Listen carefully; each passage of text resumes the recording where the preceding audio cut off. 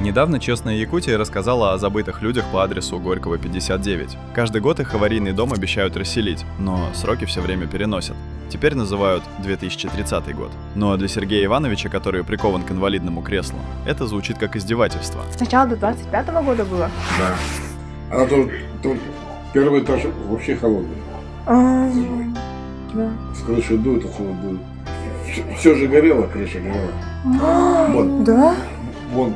Поэтому активисты общественного движения «Вместе теплее» решили взять его под свою опеку. Они пришли к нему в гости и принесли 2 пакета с продуктами. Также они рассказали Сергею Ивановичу о своей инициативе и телеграм-боте, благодаря которому можно получить бесплатную помощь юриста для решения своих коммунальных проблем. А на днях в боте появилась еще одна функция. Если вы знаете людей, как Сергей Иванович, которым требуется помощь, либо вы сами нуждаетесь в помощи, оставляйте заявку в боте, и волонтеры обязательно помогут. Если вы сами хотите стать волонтером, тоже кидайте заявку. И помните, вместе теплее.